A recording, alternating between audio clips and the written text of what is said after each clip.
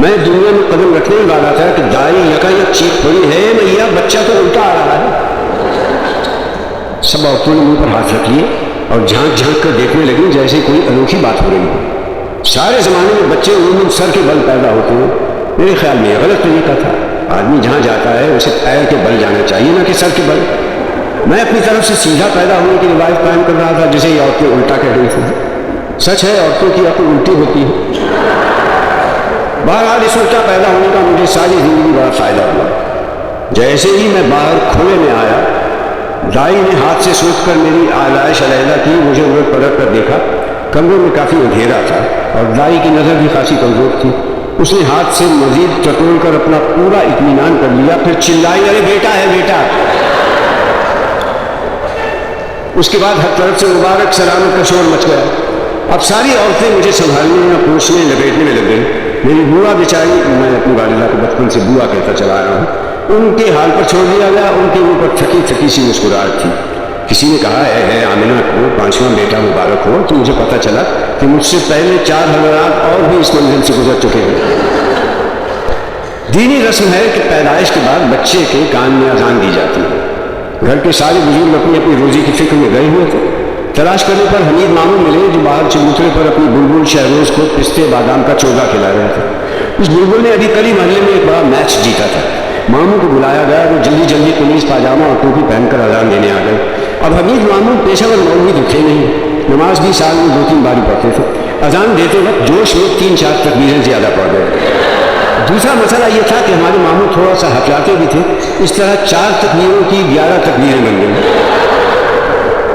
दीन की बात थी, मगर मैं फी सबिलिल्लाह फसाद नहीं चाहता था, तो खामोश हो रहा।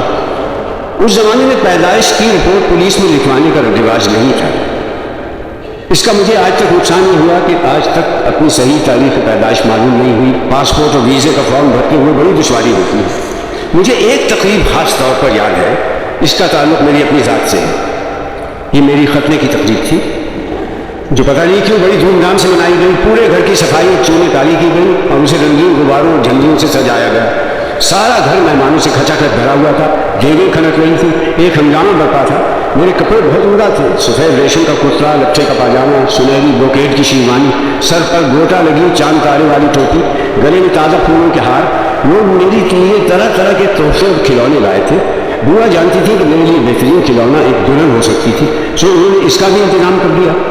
एक दूर से आई हुई मेरे रिश्ते की कमर खाला को रंगीन कपड़े पहनाकर हाथ फूलों से तैयार करके दुल्हन बना दिया गया। ये मेरी जिंदगी का सबसे बड़ा धोखा था। उधर मैं जब कपड़े पहने अपनी दानिश में दूल्हा बना हुआ था। हमीद मामू मुझे गोद में उठाए उठाए फिर रहे थे। हर शख्स प्यार और मोहब्बत से पेश आ रहा था। मुझे कुछ समझ में नहीं आ रहा था कि क्या चक्कर है। थोड़ी देर के बाद मामू बड़े बहलावे फुसलावे से मुझे मर्दानी में ले गए। वहाँ सारे मर्द मेहमान जमा थे। दरमियान में एक चौकी थी जिस पर गोटे लगा पीला कपड़ा बिछा हुआ था। ऊपर एक सोच दुपट्टा साहिबान के तौर पर तना हुआ था। अब मामू जो मुझे अब तक गोद में लिए फिर रहे थे, उन्होंने यकायक मुझे अपने हाथों में एक खास तरीके से जकड़ लिया और लेकर चौकी पर बैठ गए। मैं घबराया कि ये क्या चक्कर है। सामने देखा कि महल्ले का नाई फर्श पर उस तरह और इस किस्म की खतरनाक चीजें फैलाए बैठा है। मैंने रुहासा होकर कसमसाना शुरू किया। हर तरफ से शाबाश शाबाश, बड़ा बहादुर बेटा है की आवाजें आ रही थी। अब मैंने मचलना और रोना शुरू किया। मामू ने कहा कोई बात नहीं, घबराओ नहीं, ऊपर देखो देखो वो देखो सोने की चिड़िया उड़ रही है। घबराहट और परेशानी में झूठ जानते हुए मैं ऊपर की तरफ देखने लगा। गफूर नाई का हाथ बहुत फुर्तीला था। एक लम्हे में उसने न जाने क्या किया, जलन सी हुई, गर्म गर्म खून टपकने लगा। उसने रेशम की राख का एक छींटा मारा, मैं चीखें मारने लगा। इतने में सारा मामला साफ था। हर तरफ से मुबारक सलामत की सदाएं बुलंद होने लगी। मुझे हाथों हाथ अंदर जनाने में ले जाया गया। मेरे रोने चिल्लाने से बुआ परेशान थी, मगर दूसरी औरतों ने मुझे हाथों हाथ लिया और एक तैयार बिस्तर पर लेटा दिया। चंद औरतों ने मजबूती से मेरे हाथ पांव जकड़े हुए थे। तोहफे में आए हुए खिलौने मेरे एक ढेर कर दिए गए। ये तजुर्बा मुझे सालों तक नहीं भूला। मैं जब भी किसी को सजा बना दूल्हा देखता था,